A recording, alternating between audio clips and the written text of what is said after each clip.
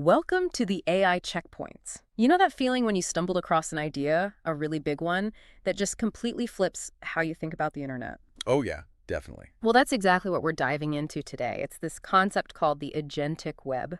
Right. And it feels like it's not just a tweak, it's fundamentally redefining how we interact online. That's a perfect way to put it. Yeah. I mean, for years, decades really, the internet's been about us, right? Yeah. Humans searching, browsing, clicking. We do the work. Exactly. But what if the web itself, or things on the web, started acting for us, autonomously, following our intentions? Like a digital extension of us doing the legwork. That's the core idea, the agentic web. Okay, so let's unpack this a bit. We're drawing heavily from this really fascinating paper. It's called Agentic Web, Weaving the Next Web with AI Agents. Yeah, quite a title. And it's got authors from places like Shanghai Jiao Tong University, UC Berkeley, University College London, a solid group. Definitely. And they define this agentic web as, well, a distributed interactive ecosystem where these autonomous software agents, often powered by LLMs, act as our intermediaries. Our personal agents, basically. Exactly. They're persistently planning, coordinating, executing tasks to meet our goals. It's like delegating whole workflows, not just asking a single question. It's a huge shift. From us finding information to us delegating outcomes. The intent isn't just a search query anymore. It's a high-level objective the agent figures out how to achieve. Okay, so to really get where we're going, it helps to look back, right? The paper does a great job tracing the web's evolution. Absolutely. It paints a really clear picture. We started, of course, with the PC web era. Right. Back in the 90s. Dial-up sounds. Yeah, static pages, lots of manual browsing, and then search engines like Google with PageRank. That was revolutionary for finding authoritative info. Right, you typed, you clicked, you navigated. Very manual. Very human-driven. Then came the mobile web era. Suddenly, bam, user-generated content explodes. Social media, blogs, everything. And recommender systems became king. Algorithms started curating our feeds, social e-commerce. It shifted towards discovery. Information started finding us. Less searching, more scrolling, and discovering what the algorithm thinks we want. Exactly. And now, driven by these powerful large language models, LLMs, we're entering the agentic web era. This feels like the biggest jump yet. It really is. Yeah. Because we're moving from a human-driven or even algorithm-curated web to one where AI agents are kind of the mid-users. Mid-users, explain that. They're the ones actively navigating, processing information, interacting across systems on our behalf. It's about delegating complex tasks, planning, execution, not just passively consuming stuff.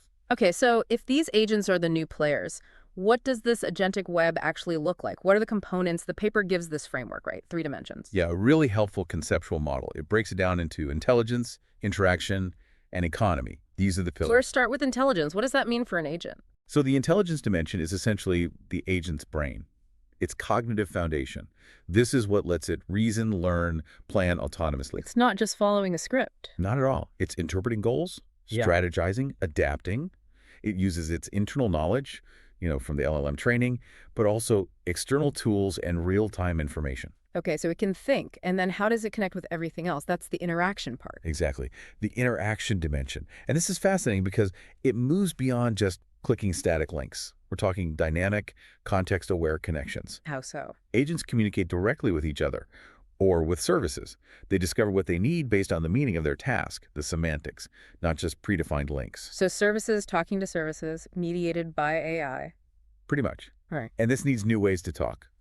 The paper mentions things like Anthropic's Model Context Protocol, MCP. MCP, right. Which helps agents understand and use external tools safely.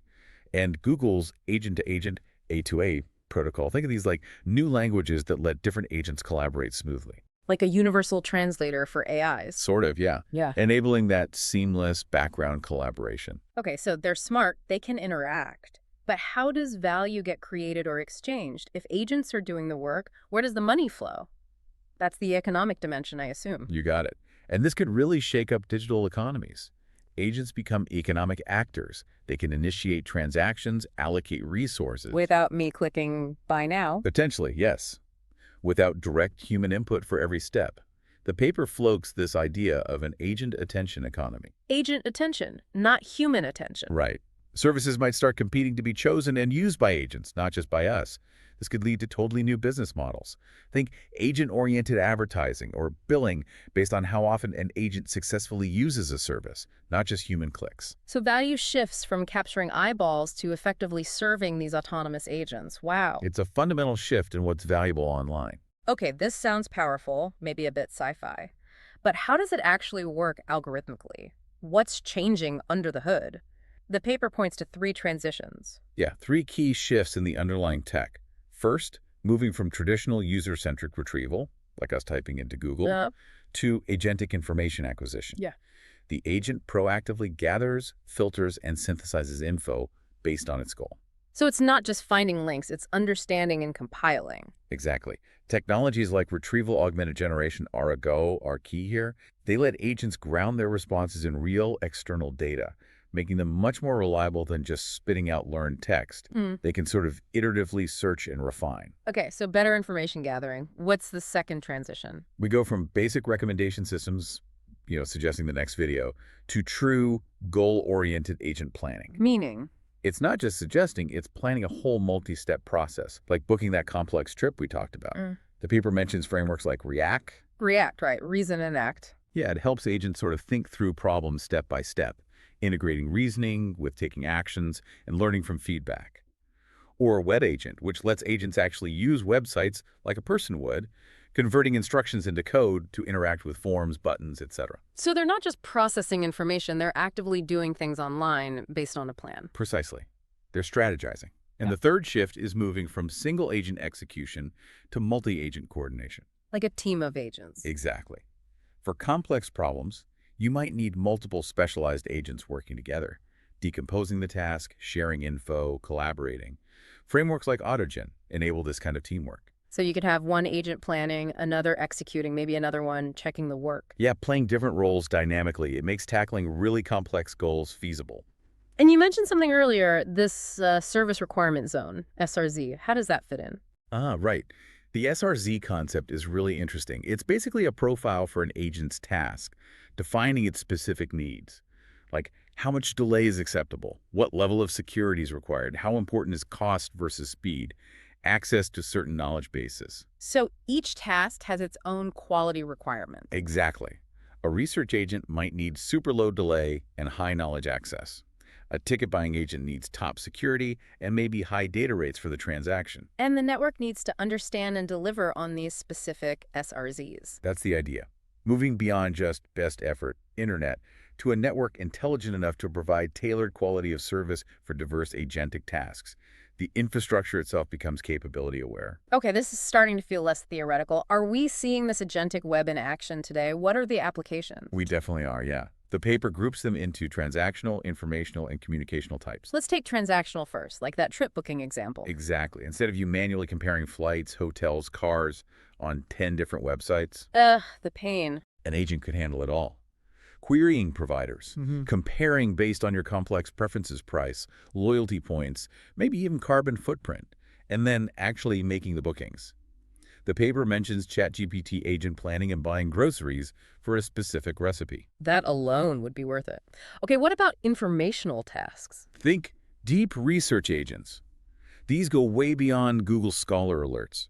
They could autonomously track new papers in a field, compare methodologies, extract key findings, even synthesize literature reviews. Like having an AI research assistant constantly scanning and summarizing for you. Pretty much. Continuously refining insights as new stuff comes out, transforming how research gets done. And communicational, that sounds different. It is. This is about agents talking directly to other agents, often representing different organizations or people. Okay, give me an example. Imagine agents from different universities needing to collaborate on a research project. They could autonomously negotiate data sharing agreements, figure out co-authorship, maybe even manage shared computational resources or funding. It requires agents to understand each other semantically and coordinate over time. Wow. AI diplomacy, almost. Kind of building a web of AI to AI interaction. So within these applications, we're seeing agents play different roles, right? The paper talks about agent as interface versus agent as user. Yeah, that's a useful distinction. Agent as interface is where the agent helps us while we're still browsing. Like a copilot. Exactly. Think Microsoft Copilot in Edge, or Perplexity Comet, They summarize pages, answer questions in context, maybe suggest related links. They augment our experience, but we're still in the driver's seat. Makes sense. Yeah. And agent is user. That's the bigger leap. Here, the agent acts as our autonomous proxy. It navigates sites, fills forms, completes entire workflows for us, often without us watching. Like the grocery buying example. Precisely. Tools like ChatGPT Agent, Anthropic's computer use work, Google's Project Mariner, they're designed to take instructions and just do the task online. Genspark's Super Agent is another one mentioned, coordinating multiple tools for complex things like handling real-time calls or navigation. That's the agent truly acting independently. Okay, this is powerful stuff, which inevitably brings us to the risks. New tech, new dangers. What does the paper say about safety and security? Oh, it dedicates a lot of space to this, and rightly so. The threats exist at every layer. Like what? Well, at the intelligence layer, you have risks like persuasion-based goal drift. Imagine a malicious website subtly convincing your agent to change its goals slightly, maybe to buy a more expensive product. Sneaky. Or knowledge-based poisoning, where bad actors feed the agent corrupted information to mess up its understanding. Then at the interaction layer, you worry about things like context injection, a malicious service, inserting false information into the agent's working memory, making it make bad decisions later on, or poisoning service registries so agents connect to fake, harmful services. Yeah, I guess the big one is the value layer threats, when agents control money. Absolutely. Agents with financial authority could be tricked or hacked into making unauthorized high-value purchases. Or imagine groups of agents coordinating to manipulate markets. Yeah. It opens up whole new vectors for fraud. That's sobering. So how do we defend against this? Red teaming is critical. Basically, trying to break the system yourself before the bad guys do. Like ethical hacking for AI agents. Exactly. Both humans trying to find flaws, and even automated red teaming, where you use other AIs to attack your agent systems and find vulnerabilities. Stress testing the future, essentially. And then there are guardrails. Right. These are safety mechanisms layered on top. Reasoning guardrails. Check the agent's internal thought process. Does this plan seem malicious or harmful? And agentic guardrails monitor or constrain the agent's actions in the real world, like interacting with websites or APIs.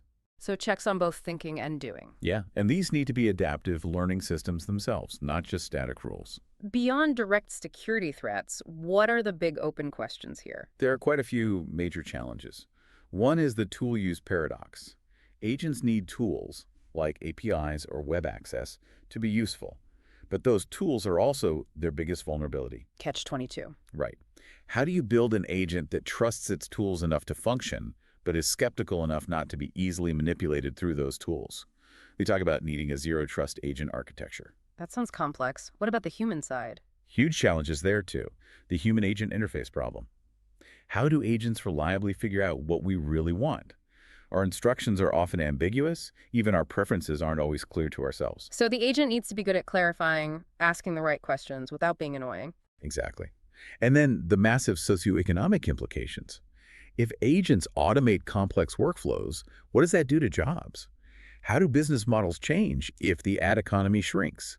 What about inequality if only some people have access to powerful agents? Yeah, these aren't just tech problems, they're societal ones. Absolutely. We're talking about a potential restructuring of the digital economy and maybe parts of the wider economy, too. So, wrapping this up, what's the big takeaway for someone listening? What does the agentic web ultimately mean for us? I think the key takeaway is this shift from being an active user, clicking every button, to becoming more of an orchestrator, a delegator. Setting the goals, letting the agents handle the execution. Right. It promises incredible efficiency, maybe freeing us up from digital drudgery. Yeah. But it absolutely demands we understand the implications, the risks, the economic shifts, how we interact with these powerful new proxies.